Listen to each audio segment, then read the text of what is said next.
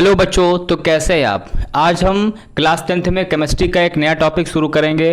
तो हम जो टॉपिक आज का है, टॉपिक हमारा है रासायनिक समीकरण को संतुलित करना। कैसे हम एक रासायनिक समीकरण को संतुलित कर सकते हैं, आज इस बारे में हम सीखेंगे। तो बिना किसी देरी किए चलिए स्टार्ट करते हैं। तो सबसे पहले हम बात करें कि रासायनिक समीकरण क्या होता है, उसकी परिभाषा क्या है, उसकी डेफिनेशन क्या होती है। ठीक है भाई, तो परिभाषा है ऐसे रासायनिक समीकरण जिसके दोनों पक्ष हो। हम पिछली क्लास में पढ़ चुके हैं, ये अब तक हमको पता है कि अगर कोई भी समीकरण है तो हर समीकरण के दो पक्ष होते हैं। एक पक्ष होता है, जैसे एग्जाम्पल में यहां पर ये एक समीकरण दिया गया है। ठीक है, ये एक रासायनिक समीकरण है। अब अगर आप ध्यान से देखो, ये जो एरो है, इस एरो के एक तरफ का भाग ये वाला है और एक तरफ का भाग ये वाला है।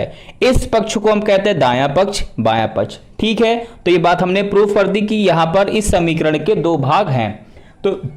तो परिभाषा कहती है ऐसे रासायनिक समीकरण जिसके दोनों पक्षों बाईं तथा दाईं ओर में प्रत्येक तत्वों के परमाणुओं की संख्या, जो तत्व दिए गए हैं उनमें जो परमाणुओं की संख्या है बराबर होती है, तो ऐसे समीकरण को हम संतुलित समीकरण कहते हैं। तो कहने का मतलब यह है कि उसमें जो तत्व दिए गए हैं उन तत्वों की जो परमाणुओं की संख्या है, अगर जो परमाणुओं की संख्या है यानी दोनों पक्षों में दाईं ओर बाईं ओर, है ना, अगर बराबर होती है तो ऐसे समीकरण को हम संतुलित समीकरण कहते हैं। अब बात करें कि इसकी विधि क्या है, कैसे इसको हम संतुलित कर सकते हैं, कैसे इसको हम बराबर कर सकते हैं। तो सीखते एग्जांपल से।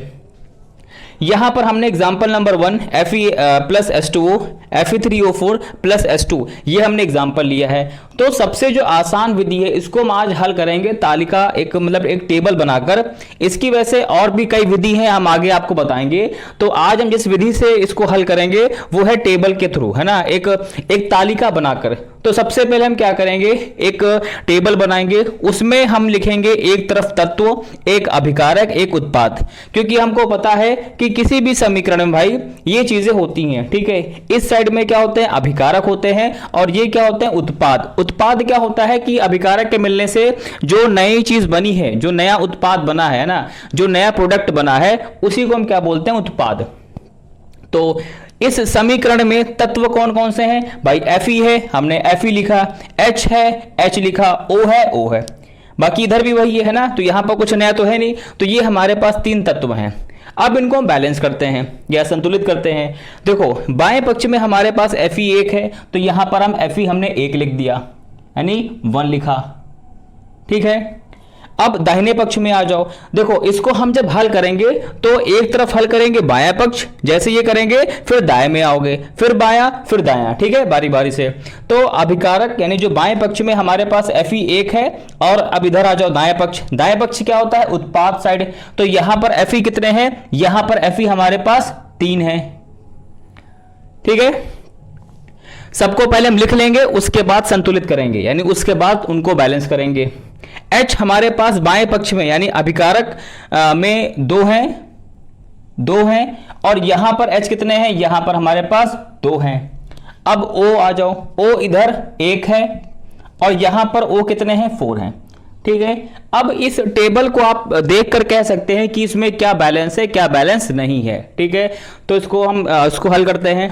देखो, अभिकारक में यानी बाएं पक्ष में हमारे पास Fe1 है, उत्पाद 3 है, क्या बैलेंस है, नहीं है। हम क्या करेंगे, 3 लगा देंगे, यानी 3 हो गया।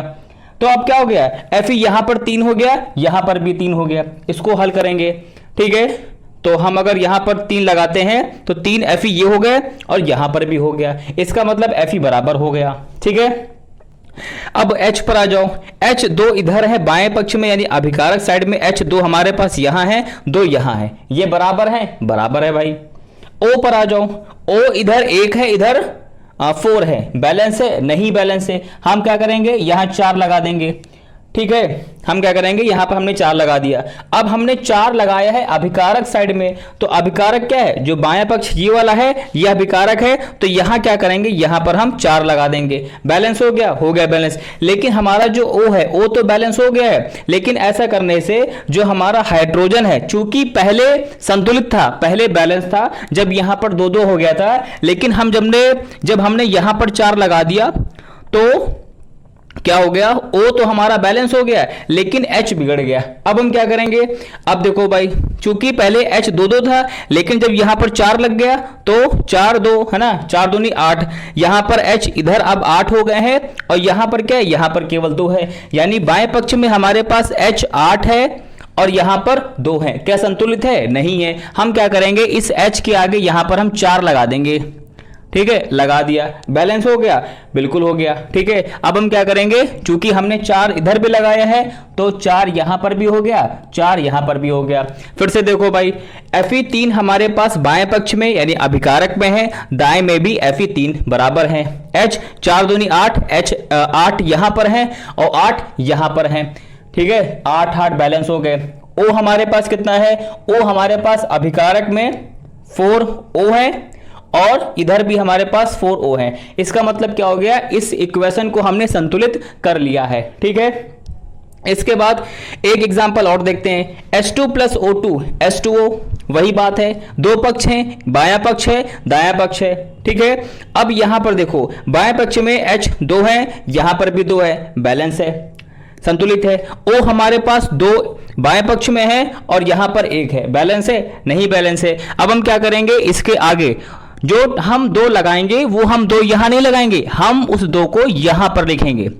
ठीक है, 2 लगा दिया हमने। अब देखो भाई, 2 O इधर हो गए, 2 यहां पर भी हो गए, लेकिन O तो 2 हो गए, चूंकि हमारा H पहले संतुलित था, अब उसका संतुलन बिगड़ गया है। अब हम क्या करेंगे, चूंकि अब यहां पर 4 H इधर हो गए हैं, यहां कितने हैं, 2 हैं। अब देखो भाई, 4 है ना, 2 दूनी 4, 4H हो गए बाएं पक्ष में, यहां पर भी 4 हो गए, ये बैलेंस हो गया। यहां पर 2O है, 2O है और इधर भी 2O है। इसका मतलब क्या है कि दोनों साइड O हमारे बराबर हो गए हैं, है ना, 2 2। तो ये आपका पूरा हो गया है। ठीक है, तो उम्मीद करते हैं ये पूरा आपको समझ में आ गया होगा। तो अगर हमारी वीडियो अच्छी लगी है तो प्लीज़ हमारे वीडियो को लाइक करें, शेयर करें और हमारे चैनल को सब्सक्राइब करें। Thank you.